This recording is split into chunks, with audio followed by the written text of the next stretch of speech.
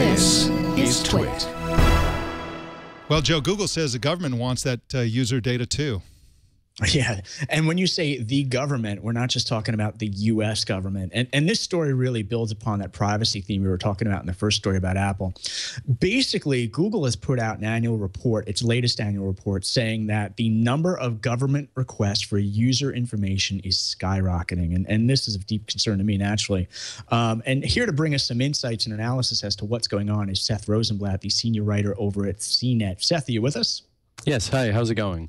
It's going fantastic. Great to have you on board today. Thanks for joining us. Hey, Seth, can you give us the big picture? What exactly is Google saying here about government inquiries into user data?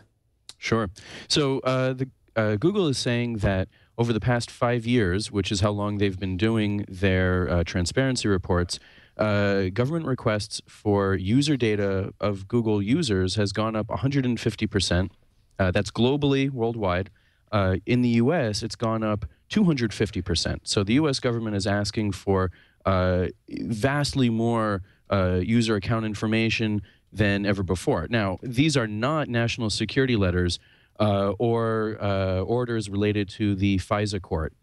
These are simply requests for user data. They may be legitimate. They may be subpoenas. It's not, Google didn't really offer a lot of insight on that end. They simply said that these are not national security letter related issues.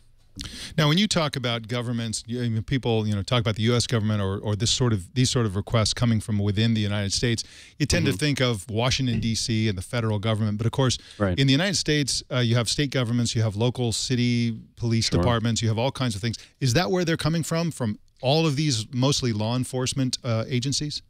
Well, that's actually one of the problems here is that, from Google's point of view, is that Google can't offer a lot of transparency as to who is making the requests or what they're for. And one of the things that Google wants is for a change in the federal laws that will allow them to add a little bit more information about who's making the requests, why they're making the requests, basically what's going on here.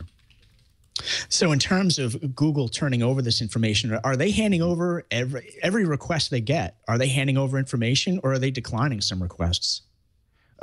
Unfortunately, that's also not clear. Microsoft has come forward and said in a few requests that they have denied them, and they've actually gone to court to battle to protect their right to not share their user data. Yahoo has done the same. I presume that Google has, although Google hasn't come forward and really discussed those at all. It's a very challenging situation for these companies because what they want to do is protect their user data that's been given to them. Governments in some cases do have legitimate issues and do have legitimate reasons for asking for data.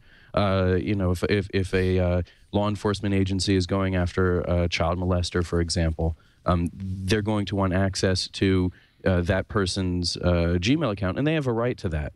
But it's not clear whether these are, whether there's 65,000 child molesters out there that governments are going after, or what's happening. And so Google's advocacy in this area is interesting. Do you detect a trend toward, we tend to think of these governments like, you mentioned, the United States, Germany, France, and so on, democracies, Western democracies. But is there a trend toward the use of this tool by sort of axis of evil type countries, like Iran or North Korea or whatever? Is this something, maybe even the emerging censors like Turkey, those kinds of countries, are they starting to get in on the gravy train here, or is this mostly just democracies harvesting this data? It sounds like the data is coming from a very wide range of countries. Google did not offer insight this time into where the requests are coming from, except to say that it is a global issue. They have said that they have received requests, I think, from like 190 countries or 140 countries. It's a vast majority of the countries on the planet. Hey, Seth, now this Google disclosure, this report comes roughly 1 week, give or take, after Yahoo talked a bit about all the inquiries they've gotten from the NSA and the battle they've had with the NSA. Is that a coincidence, or is this just an ongoing pattern of what the big companies are dealing with? I would hate to say, I can't say with certainty that they're connected. It's one of those things where there is, the companies have been more and more proactive ever since the Snowden revelations of 2013, and they're not happy. They're extremely upset. They want government laws to change.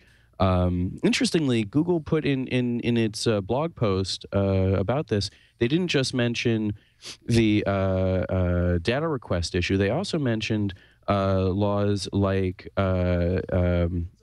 oh shoot, what's the name of it? Aaron Swartz's law, the privacy law that prevents governments from going after people for legitimate use of computer networks.